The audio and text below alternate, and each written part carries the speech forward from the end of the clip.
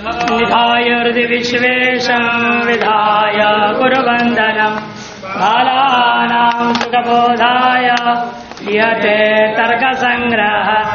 ओम शांति शांति शांति। प्रमा का लक्षण का पदकृत्य हो गया था। तद्वत विशेष का तत्प्रकार का अनुभव कह दिए थे, है कि नहीं? उसको विस्तार ले लिया था लक्षण को हम लोग कल। अब पदकृत स्मृति वारणाय अनुभव इति, इतना ही कहो। तद्वती तत्प्रकार अनुभव शब्द हटाओ। तद्वती तत्प्रकार जो ज्ञान है वही यथार्थ अनुभव प्रमा है। ऐसे यदि लक्षण करोगे तो तद्वती तत्प्रकारक तो स्मृति भी होती है। यथार्थ स्मृति कैसे होगी? तद्वती तत्प्रकारक स्मृति का नाम यथार्थ स्मृति है। यथार्थ स्मृति में अतिव्याप्ति वारण करने के लिए अनुभव शब्द कहो। एवमेव तद्वती न कहा जाए, केवल का तत्प्रकार को अनुभव, तत्प्रकार को अनुभव। इतना ही लक्षण करूंगा। यथार्थ अनुभव भी कैसा होता है? तत्प्रकार। तद अभावती में तत्प्रकारक होता है। इसे तत्प्रकारकत्व और अनुभवत्व दोनों कहा है यथार्थ अनुभव में। इसे यथार्थ अनुभव में व्याप्ति हो जाए तो निवारण करने के लिए तद्वती कह दो। क्योंकि वो कैसा होता है? यथार्थ तद अभाववती होता है। तत्वती कहने से अतिव्याप्ति निवृत्त हो गया। और यदि मान लीजिए तत्प्रकार करना कहा जाए, तद्वती अनुभव, इतना क्या कहूंगा? तद्वती अनुभव, यथार्थ अनुभव, इतना लक्षण कर दूंगा। तत्प्रकार नहीं कहूंगा। तो निर्विकल्प की अतिव्याप्ति वारणाय तत्प्रकार कही। निर्विकल्प ज्ञान का लक्षण क्या है? निष्प्रकार का ज्ञान। और आपने भी तद्वती अनुभव कहा करके वो ज्ञान का स्वरूप क्या हो जाएगा? निष्प्रकारक हो जाएगा। तो निर्विकल्प ज्ञान में लक्षण चला जाएगा। अतः तत्प्रकार का कहना आवश्यक। तद्वती तत्प्रकार को अनुभव, अतः तीनों ही पद देना इस लक्षण में आवश्यक है, साबित हो गया। अब आते हैं यथार्थ अनुभव से लक्षणम किम। तद अभाव तत्प्रकार को अनुभव यथार्थ यथाशक्ता विदम रजतमिति ज्ञानम सेवा प्रमेत्युच्यते। अब उसको भी विशेष शब्द जोड़ के बोल रहे। देखो, तद अभाव विशेष को तत्प्रकार को अनुभव यथार्थ अनुभव इत्यर्थः। तद अभाव वाले हैं, तद अभाव वाला है विशेष जिसका, तद अभाव वाला वस्तु है विशेष जिसका, और तत्प्रकार है जिसका। ऐसा जो अनुभव, उस अनुभव को कहते हैं यथार्थानुभव। अर्थात तद अभाव मैंने रजतत्व भाव वाला कौन है? शुक्ति। शुक्ति है विशेष जिसका, ऐसा जो ज्ञान। और तत्प्रकारक रजतत प्रकारक जो अनुभव, अर्थात इदम रजतम इत्याकारक अनुभव। जहां इदम के द्वारा शुक्ति ग्रहण हो रहा है और रजतत्व प्रकारकत्व ग्रहण हो रहा है, उसको हम क्या कहेंगे? यथार्थ अनुभव। तद अभाव विशेष को तत्प्रकार को अनुभवो यथार्थ अनुभव इत्यर्थ। यथा दृष्टांत है शुक्तौ इदम रजतम इति ज्ञानम। शुक्ति में इदम रजतम इत्याकार ज्ञान होता है। इसका पूर्वत ही पदकृति करेंगे। अनुभव शब्द हटा दीजिए। क्या लक्षण करूंगा? तद अभाव विशेषक तत्प्रकारक, इतना कहूंगा। तद अभाव विशेषक तत्प्रकारक, इतना ही कहूंगा। तार जो ज्ञान है और ज्ञान क्या हो जाएगा? अयथार्थ स्मृति। अयथार्थ स्मृति कैसी होती है? तद्भाव विशेषक तत्प्रकारक ज्ञान होता है। उसमें अतिव्याप्ति वारण करने के लिए आपको क्या कहना चाहिए? अनुभव शब्द दे दो। तद्भावती तत्प्रकार को अनुभव कह दूंगा तो अतिव्याप्ति निवृत्त हो जाएगा। और अगला पदकृति क्या है? यथार्थ अतिव्याप्ति वारणाय तद्भावती। इतने को तत्प्रकार को अनुभव। तत्प्रकार का अनुभव क्या है? यथार्थ अनुभव भी है। यथार्थ अनुभव कहाँ तत्प्रकार का अनुभव होता है? तद्वती में। इसलिए आप यदि तद्वती तद्भावती कोई शब्द नहीं दोगे तो भी तत्प्रकार का अनुभव कहने से लक्षण का अतिव्याप्ति किसमें हो जाएगा? यथार्थ अनुभव में। तो क्या देना पड़ेगा? तद अभावती कह दो। तो यथार्थ अनुभव कैसे होता है? तद्वती होता है, तदभावती नहीं होता। अच्छा, तदभावती कहने से यथार्थ अनुभव में अतिव्याप्ति निवृत्त हो जाएगा। तो फिर लक्षण इतना ही कर दो, बोलेगा वो, फिर इतना करूंगा, तदभावती अनुभवत्व, तत्प्रकार शब्द हटा दो, तत्प्रकार का शब्द हटा दो, तो पूर्व क्या होगा? निर्विकल्पक में अतिव्याप्ति हो जाएगा। तदभावती में यत्किंचित जो अनुभव होता है वह निष्प्रकारक अनुभव यदि है, उस अनुभव को हम निर्विकल्पक ज्ञान कहेंगे। अच्छा, तद अभाव वाले में भी यत्किंचित अनुभव आप मान लिए, तद हमारे रजत भाव वाले शुक्ति में यत्किंचित भाव है, प्रकार आप बता नहीं रहे हो कौन से प्रकार वाला अनुभव है। यत्किंचित अनुभव यदि कह देते हो तो फिर वो निर्विकल्पक ज्ञान में चला जाएगा कि निष्प्रकारक ज्ञान निर्विकल्पक ही होता है। अतएव लक्षण में क्या कहना है? तत्प्रकार को शब्द रख दो। जब प्रकार आ गया अब वो निष्प्रकारक निर्विकल्पक ज्ञान नहीं हो सकता, सब प्रकारक हो गया, ये सविकल्पक ज्ञान रहेगा। जब निर्विकल्पक तो वारणाय तत्प्रकारक इति। आगे का यथार्थान्विद प्रत्यक्षान्वित शाब्द भेदा, चार प्रकार के यथार्थ अनुभव मानते हैं, प्रत्यक्ष, अनुमिति, उपमिति और शाब्द। इसमें पदकृतिकार कह रहे यथार्थेति, यथार्थेति यथार्थ अनुभव प्रत्यक्षमेव इति चार्वाका। प्रमाणों के बारे में कहते हैं वे कौन कितने प्रमाण मानता है और उसके अनुसार कौन कितने अनुभव मानता है। आपने तो चार प्रकार का अनुभव कह दिया, लेकिन चारवाक कहता है दुनिया में एक ही अनुभव होता है। हम प्रत्यक्ष अनुभव को ही मानते हैं, प्रत्यक्ष ज्ञान को ही मानते हैं, दूसरा कोई ज्ञान हम नहीं मानते, अनुमान भी नहीं मानते।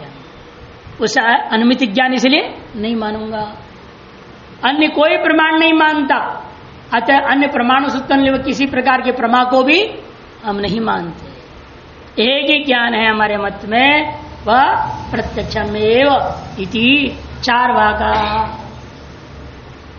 तब वैशेषिक और बौद्ध अनुमितिरपि इति कारणाद बौद्धौ, अनुमिति को भी मानना चाहिए, अनुमान प्रमाण जन अनुमिति ज्ञान को भी यथार्थ अनुभव में मानना चाहिए। सभी अनुमितियां गलत नहीं होती हैं, कभी कभी जरूर गलत अनुमान हम लोग कर लेते हैं, अनुमिति गलत हो जाती है। इतने मार से यथार्थ अनुमिति के अनुसार सर्वदा ही सगल अनुमिति या यथार्थ है, यह कहना उचित नहीं है। यथार्थ अनुमितियां भी हो सकती है। अच्छा, अनुमिति अनुभव भी मानेंगे। अच्छा, दो प्रमाण और दो अनुभव मानते हैं, कारणाद माने वैशेषिक और बौद्ध लोग।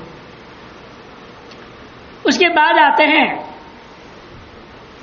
गलत लिख दिया यहां पर, उपमिति रपीति नैयायिक देशिनः। यहां अभी कुछ कांट छांट मत करो, बल्कि ये जो लाइन पूरे निकाल दो। बल्कि कौन सा? उपमिति रपीति नैयायिक देशिनः, ये पूरा ही काट देना। और शाब्दमपीति के बाद ये बात लिखो जो हम कह रहे हैं।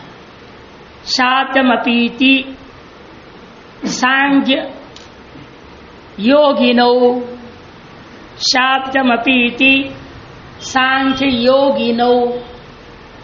शब्द पे तो है छपी हुई है, उसके बाद में एक चिन्ह करके ऊपर लिख देना है सांख्य योगिनौ, विश्राम दो। फिर आगे लिखो उपमितिरपीति नैयायिका, आ गया ना। उपमितिरपीति नैयायिका देशन काट दो, और शाब्दमपीति के बाद सांख्य योगिनौ विश्राम, उपमितिरपीति नैयायिका, ऐसा वाक्य बना देना। दो मानने वाले हो गए, अब तीन मानने वाले कौन है? उन्होंने क्या अच्छा उपमिति को भी नैयायिक देशी मानते करके जोड़ दिया, गलत है। उपमिति न मानने वाली शब्द को मानने वाले ज्यादा है। शब्द मानने वाले कौन कौन है? सांख्य और योग भी है, उपमिति मानते नहीं, इसे उनका नाम पहले आना चाहिए ना। एक एक बढ़ रहा है, जो उनको लेना है। इसलिए शाब्द प्रमाण मानते कौन? सांख्य और योग, उन दोनों को जोड़ लो। अच्छा, तीन हो गया, प्रत्यक्ष, अनुमिति, शाब्द। उसके बाद आता है उपमितिरपीति नैयायिका, नैयायिक लोग जो है उपमिति को भी मानते हैं। चौथा प्रमाण और चौथा प्रमिति, अनुभव को मान लिया, उपमिति नामक अनुभव को मान लिया। उसके बाद आता है अर्थापत्ति प्राभाकरा। अर्थापत्ति प्रमाण को मानते हैं, प्राभाकर मीमांसक है। मीमांसक में दो होते हैं, प्राभाकर और भाट, मुख्य दो धारा है। यदि आगे में आएगा तीन हो गए हैं, लेकिन मुख्य दो मानते, गुरुमत और भाट मत। प्राभाकर को नाम से नहीं बोला करते हैं, अधिकतर गुरुमत कहा करते हैं, गुरुमत और भाट मत। गुरुमत में अर्थापत्ति प्रमाण को माना गया, अतः उसे उत्पन्न जो अर्थापत्ति रूपी जो प्रमा है उसको भी अनुभव कोटि में पांचवा अनुभव के रूप में मान लिया गया है। अनुपलब्धि को पीति भाट्ट वेदांतिनो, अनुपलब्धि नामक प्रमाण के द्वारा अनुपलब्धि नाम की प्रमा को भी मानते, अनुभव को मान लेते हैं। अनुपलब्धि का नाम के एक अनुभव जो प्रमा है वो माना गया है छठा कुमार भट्ट और वेदांतियों के द्वारा।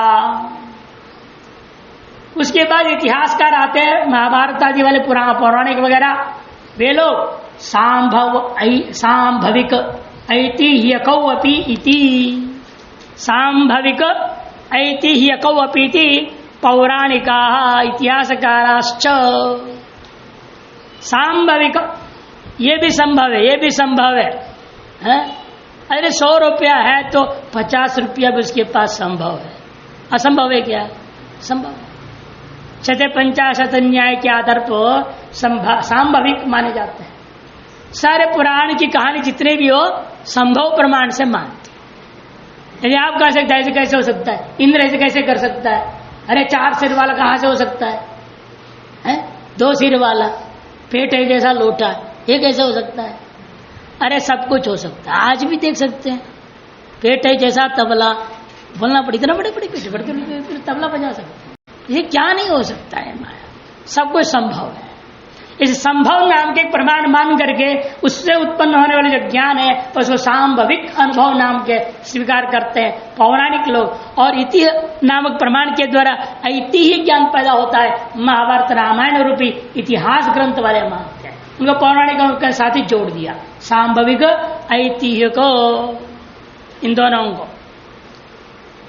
और उसके बाद आते हैं तांत्रिक लोग। इसे और आगे कहते हैं चैष्टिकोपीति तांत्रिका, चेष्टारोपी क्रिया को भी प्रमाण मानते हैं। और क्रिया भी प्रमाण से उत्पन्न ज्ञान को चैष्टिक ज्ञान, चैष्टिक अनुभव कहते हैं। वह अनुभव को भी प्रामाणिक मानते, प्रमा मानते वे लोग। कौन? तांत्रिका।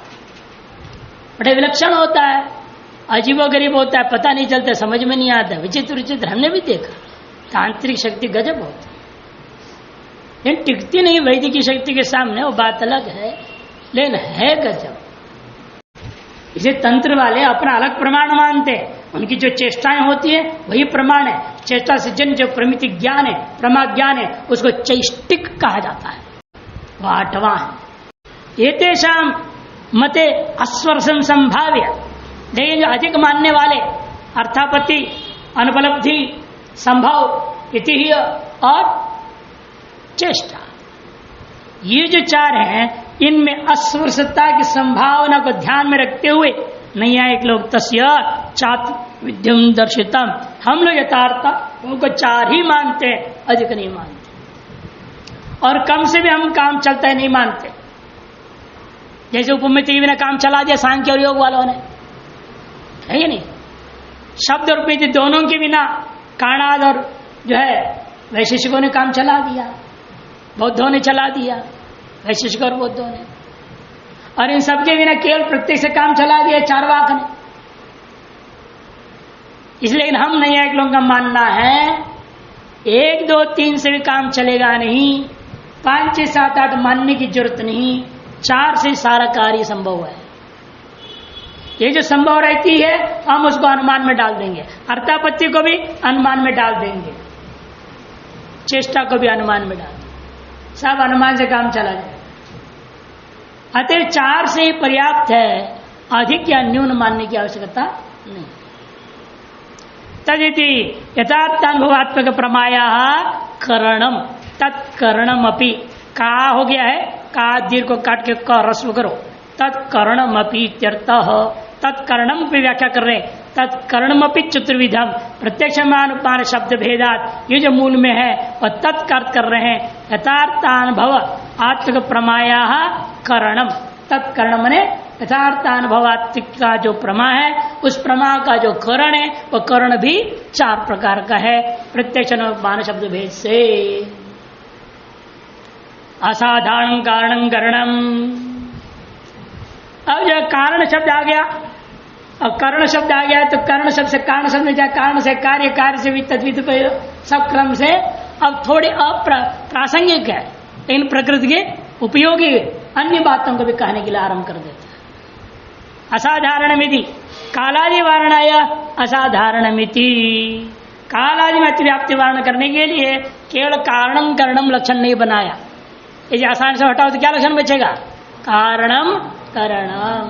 कारण शब्द से हम साधारण कारण भी ले सकते हैं, तो कालादि साधारण कारण है, उसमें अतिव्याप्ति हो जाएगी, उन्हें भी कारणत्व है, लक्षण उसमें चला जाएगा। कर रहे थे लक्षण कर्ण का, चला गया कालादि में, अतिव्याप्ति हो गया, निवारण करने के लिए कहा असाधारणम। फिर उतना ही रख दीजिए असाधारण कारणम, कहते तब भी दोष हो जाएगा। कहाँ चला जाएगा? व्यापार में। व्यापार अतिव्याप्ति वारणाय व्यापार इत्यपिधेयम्, व्यापार में अतिव्याप्ति हो जाएगा, वो भी असाधारण कारण है लेकिन कर्ण नहीं है। वो भी असाधारण कारण तो जरूर है लेकिन कर्ण नहीं है, उसे लक्षण न जाए, इसे क्या कहना पड़ेगा? व्यापारवत्व का। व्यापार में व्यापारवत्व नहीं आ जाएगा। व्यापार माने क्रिया सामान्य, क्रिया विशेष, ये व्यापार कहा जाता है। शब्द बोलना और भी शब्द व्यापार है ना, सर्वव्यवहार व्यापार है ना, वो सब शब्द व्यवहार आदि आपने बताया। कोई भी व्यापार हो, वह व्यापार में व्यापार, क्रिया में क्रिया होती है क्या? क्रिया हमेशा द्रव्य में हो सकता है, यानी गुण में, क्रिया में क्रिया नहीं, और क्रिया गुण में भी नहीं हो सकता। क्रिया गुण में नहीं होती और क्रिया क्रिया में नहीं होती। क्रिया का आधार हमेशा द्रव्य होता है। इसे व्यापारवत कहने से व्यापार में जो असाधारण कारण लक्षण जा रहा था वो दूर हो गया। ये व्यापार व्यापारवत नहीं होता। इसे व्यापारवत्वे सति असाधारणत्वे सति कारणत्वम कर्ण का लक्षण बन गया। व्यापारवत्वे सति असाधारणत्वे सति कारणत्वत्तम कर्णस्य लक्षणम, यह लक्षण। व्यापार किसको कहते हैं? दुनिया में व्यापार तो प्रसिद्ध है, धंधे में नहीं, लेन देन, पैसा, ऐसे का लेन देन रूपी व्यापार माना जाता है। हमारे ये व्यापार नहीं, व्यापार हमारे लक्षण दूसरा है। हम व्यापार से हमेशा क्रिया को व्यापार शब्द से लेते हैं, बीच में होने वाला क्रिया या गुण को लिया जाता है। क्या है व्यापार? आगे देखते, व्यापारश्च तज्जन्य सति तज्जन्यत्वे द्रव्य अन्यत्व सति तज्जन्य सति तज्जन्य जनकत्वम व्यापारस्य लक्षणम। तद्रव्य जन्य अन्यत्व सति द्रव्य अन्यत्व सति तज्जन्यत्व सति तज्जन्य जनकत्वम व्यापारस्य लक्षणम। अब घटाइएगा, देखिए दंड में, दंड है कर्ण हमारा ना, दंड क्या है? कर्ण है। दंड है व्यापारवद, दंड क्या है? द्रव्य, इसलिए व्यापार वाला है। पहले हम केवल तज्जन्यत घटाऊंगा, तज्जन्यत्वे सति और तज्जन्य जनकत्व, दो हिस्सा कोई लीजिएगा, और पहला वाला है आपका द्रव्यान्यत्व। 3 हिस्सा है लक्षण में, द्रव्यान्यत्व है ना, तज्जन्यत्व, तज्जन्य जनकत्व। अब तत्शब से मान लीजिए हम ले रहे कर्ण में घटाना है, अतः तत्शब से लूंगा मैं दंड। दंड से जन्य है क्या? भ्रमी रूपा व्यापार। चक्र में जो क्रिया हुई क्या? दंड ने क्या किया? चक्र में भ्रमी पैदा किया, घूमने लग गया ना वो। दंड का काम क्या है? चक्र को घुमाना। चक्र का जो घूमना है उसका नाम भ्रमी रूपी क्रिया, उसी को कहते हैं व्यापार।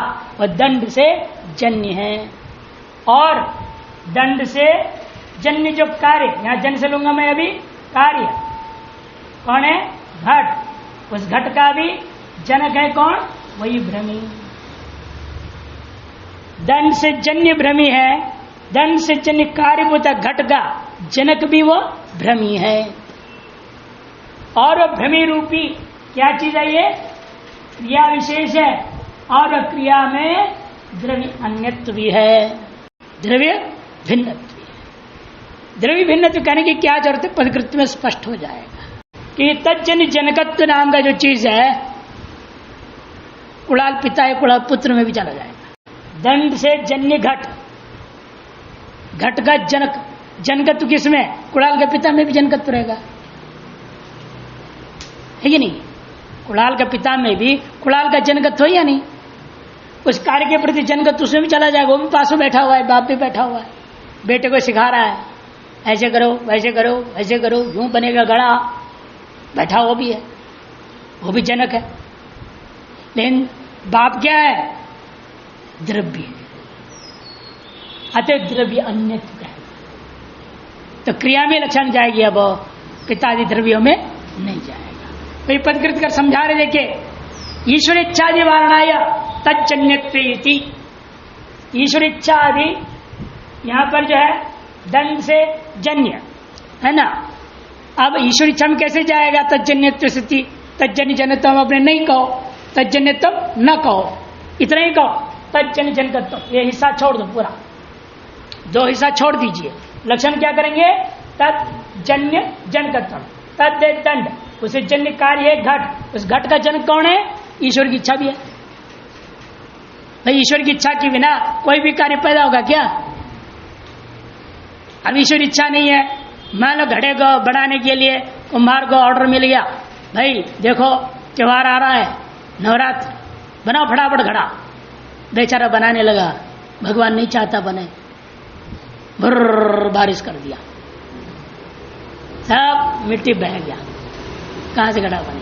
इसलिए यदि घट बना तो इसका जनक कौन होगा? ईश्वर इच्छा। यदि घट बिगड़ा तो इसका बिगड़ने के जनक कौन है? ईश्वर ही है। जो भी बनता है बिगड़ता है सबके प्रति ईश्वर इच्छा ही कारण हो गया। इसे इतना ही मैं लक्षण करूंगा, तज्जन्य जनकत्व, दंड से जन्य कार्यभूत घट है, उस घट का जनक ईश्वर इच्छा, ईश्वर ज्ञान, ईश्वर प्रयत्न, जो सगल कार्य के प्रति साधारण कारण है, उसमें लक्षण चला जाएगा। तब कहूंगा तज्जन्य विशेषण दे दो।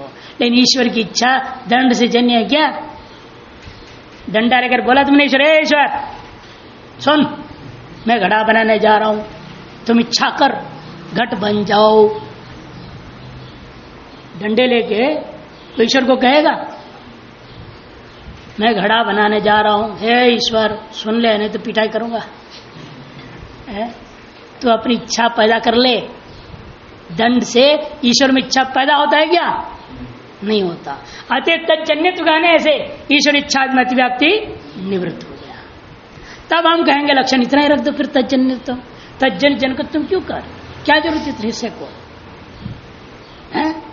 तब कहते कुलाल जन्यत्व सती, कुलाल जन जनकत्व घट जनकत्व कुलाल पुत्र स्यापि अस्ति।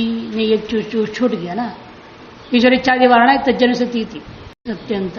ठीक है ठीक है ठीक है, वो आगे करे तज्जन जनकत्व बाद में दे रहे, पहले द्रव्यत्व का दे दिया। यदि हम लक्षण करते तज्जन्यत्व तरह दे दिया तो कहां चला जाएगा? कुलाल जन्य घट का जनक कौन है? कुलाल पुत्र स्यापि अस्ति। अतः तत्र एक तकार नहीं है, तत्रापि व्याप्ति वारणाय प्रथमम सत्यंतम, प्रथम सत्यंतम ने दंड जन्यत्व दे दिया। इसलिए कुलाल पुत्र या कुलाल पिता में अतिव्याप्ति वारण करने के लिए ये पूरा लक्षण करोगे ना तो भी कहां चला जाएगा? कुलाल पुत्र में, कुलाल पिता में।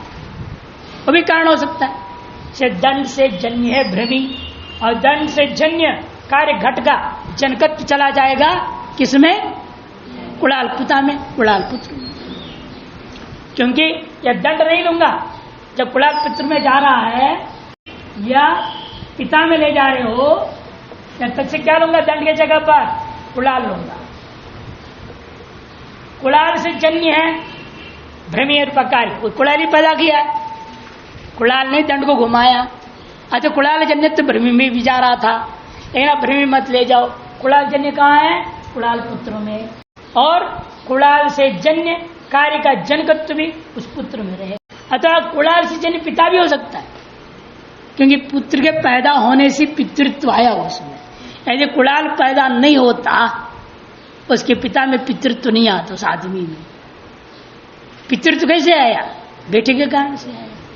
अतः पितृत्व कुणाल, पितृत्व जो कुणाल पिता में वो कुणाल जन्य है, जो कुणाल निमित्त कारण है उसके प्रति।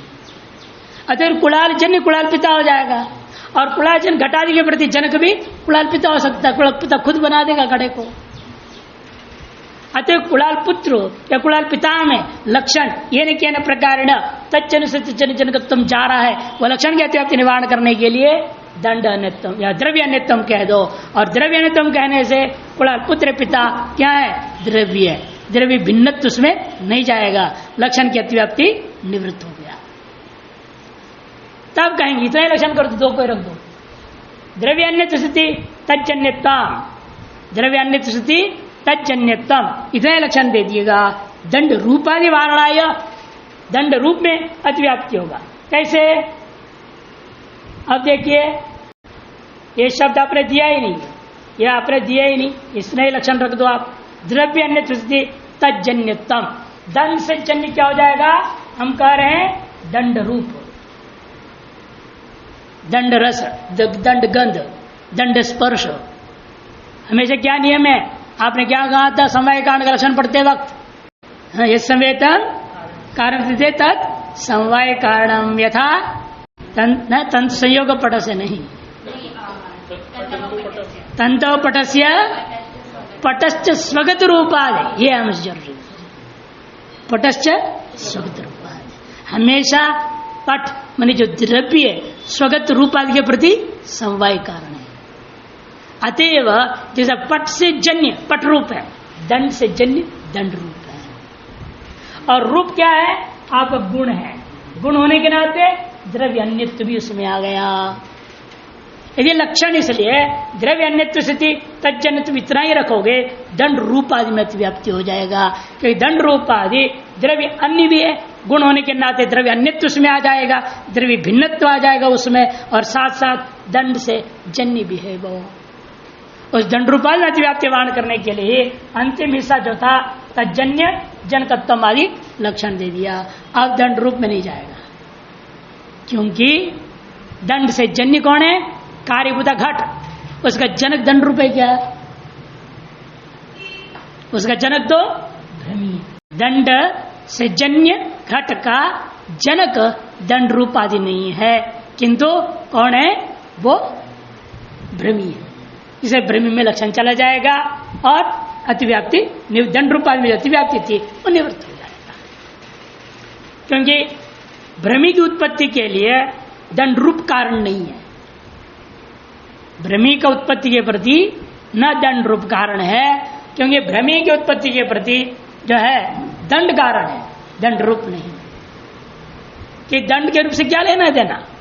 काला दंड हो तो भ्रमी पैदा होगा, हरा दंड हो तो भ्रमी पैदा नहीं होगा, ऐसा होता है क्या? अरे दंड का कोई भी रंग को क्या लेना देना? घुमा दे चक्र को दंड से, भ्रमी पैदा हो जाएगा। इसे दंड रूप आदि जो है में भ्रमी का जनकत्व नहीं आया, इसे तज्जन्य जनकत्व देने से दंड रूप आदि में अतिव्याप्ति निवृत्त हो गया। कि दंड से जन्य घट के प्रति जनकत्व जो भ्रमी में है वह दंड रूप से उत्पन्न नहीं होता, अतः लक्षण का अतिव्याप्ति निवृत्त हो गई। ये नहीं दंड रूपादि वारणाय तज्जन्य जनकत्व के लक्षण इतना ही कहोगे, तज्जन्य जनकत्व द्रव्यत्व अन्य द्रव्य अन्यत्व सती या द्रव्य भिन्नत्व सती तज्जन्यत्व इतना ही लक्षण ये बनाओगे तो दंड रूपादि में अतिव्याप्ति हो रहा था, अतः तज्जन्य जनकत्व भी कह दिया। तीनों हिस्सा का पदकृत्य हो गया। द्रव्य अन्यत्व सती तज्जन्यत्व सती तज्जन्य जनकत्व, यह व्यापार का लक्षण। तादृश व्यापारवत आसान कारण का नाम, हम केवल आसान कारण का लक्षण कर रहे थे तो व्यापार में अतिव्याप्ति हो रहा था, और व्यापारवत रहने से अतिव्याप्ति नहीं हो रही। क्यों अतिव्याप्ति नहीं हो रही है? कि व्यापार में व्यापार नहीं होता, व्यापार में व्यापार नहीं होता। यद्यपि भ्रमी क्या है? घट रूपी कार्य के प्रति असाधारण कारण है। अनेक असाधारण कारणों में से भ्रमी भी घटोत्पत्ति के प्रति एक असाधारण कारण है। इस असाधारण कारणत्म इतने लक्षण करने से क्या कहा था उसने, व्यापार में अतिव्याप्ति हो जाएगा, भ्रमी में अतिव्याप्ति। हर एक कार्य के प्रति कोई न कोई एक विशेष व्यापार होता है जिससे कार्य उत्पन्न होता है।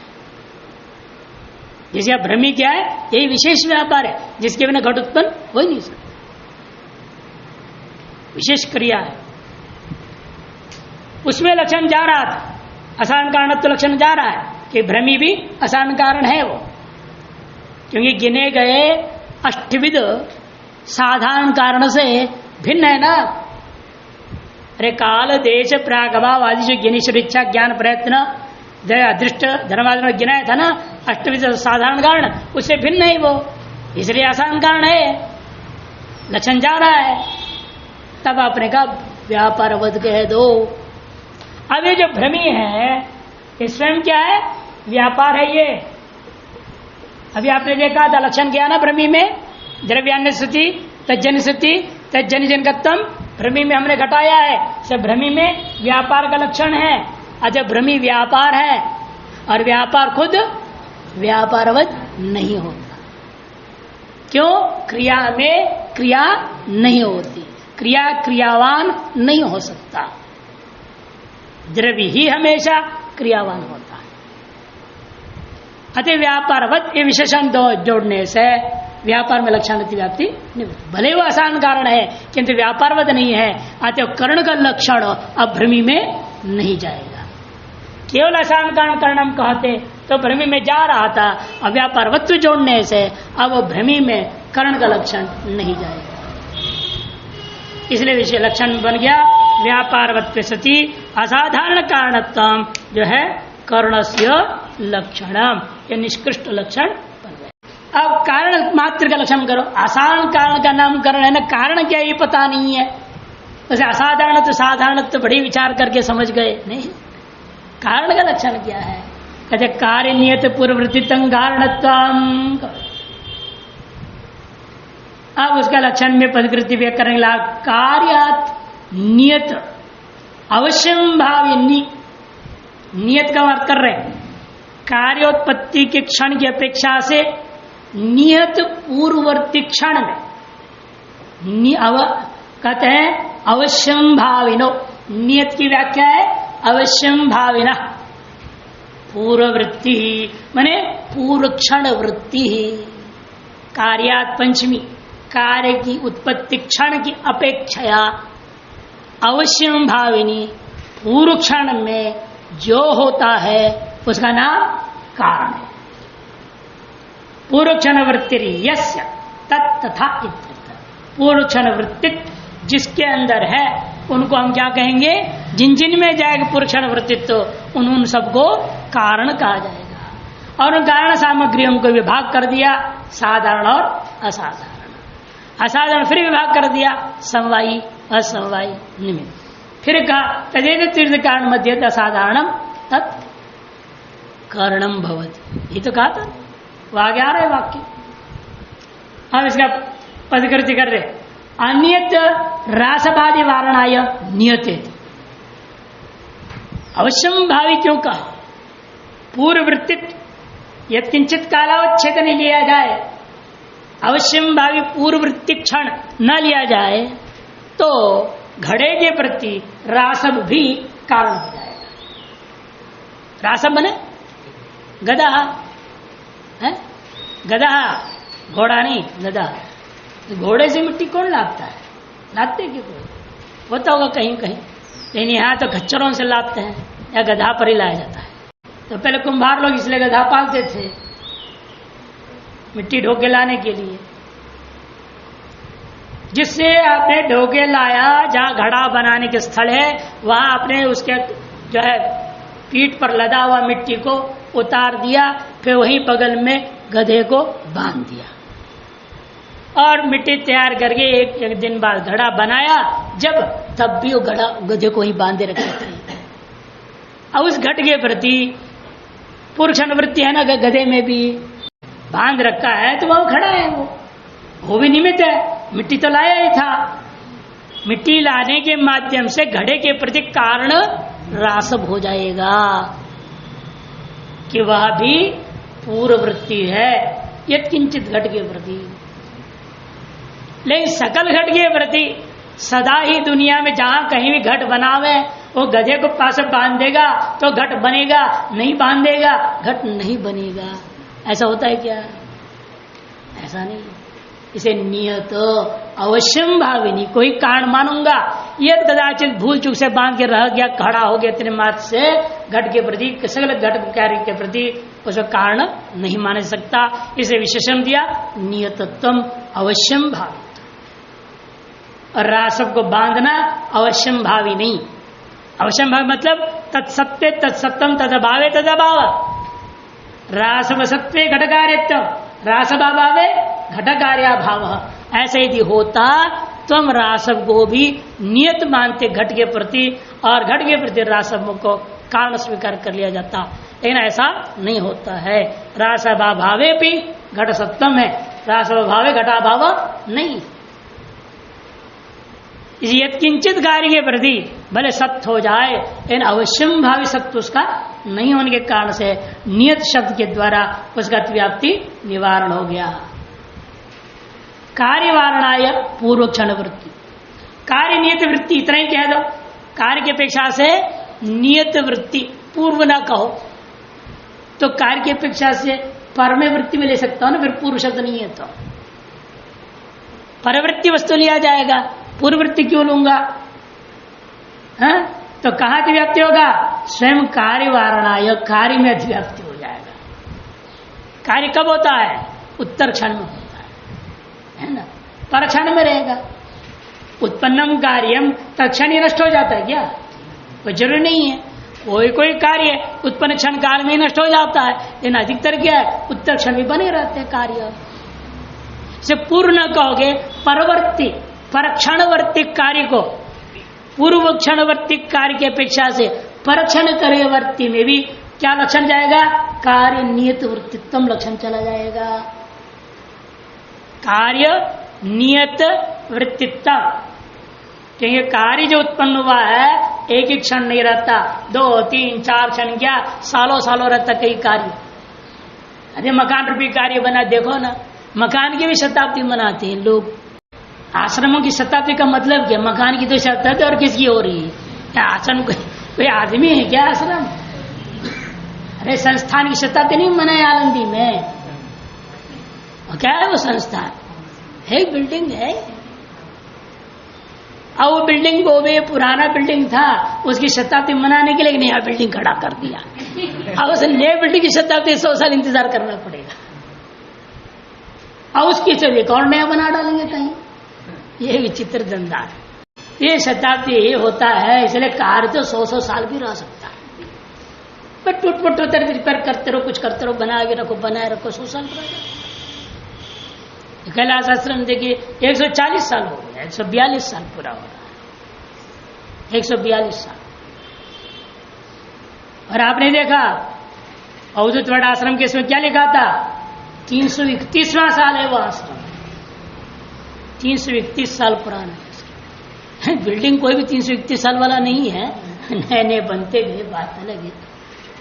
लेकिन परंपरा से उनकी है कि इन्होंने बनाया, स्थापित किया, उनके बाद ये थे इतने वर्षों, तो उसके वो थे महंत, अब ये महंत है, पूरी क्रम में उनका।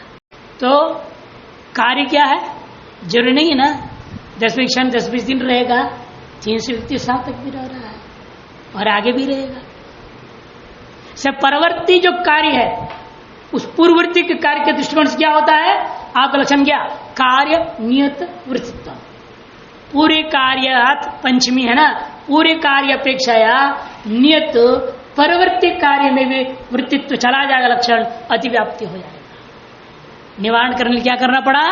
पूर्व शब्द दे दो। कार्य की अपेक्षा से पूर्ववृत्ति ले लो, परवृत्ति को मत। अतः पूर्व शब्द देना आवश्यक है। कार्य वारणाय मैंने खुद कार्यांतरों में, उत्तर क्षणीय कार्यों में लक्षण की अतिव्याप्ति वाहन करने के लिए पूर्व इति, उसके बाद विश्राम होना चाहिए। डंडा दे दिया, डैश दे दियो, लंबा जो दिया वो गलत है, डंडा दो, बंद करो वाक्य। विश्राम, विश्राम चिन्ह देना है ना, स्टॉप, फुल स्टॉप, अंग्रेजी में फुल स्टॉप। दंडत्वादि वारणाय, हो समय बहुत हो गया। अच्छा, इसलिए सब लोगों का घड़ी इधर उधर दिमाग घूम रहा है। ओम पूर्णमद पूर्णमिदं पूर्णात् पूर्णमुदच्यते पूर्णस्य पूर्णमादाय पूर्णमेवावशिष्यते।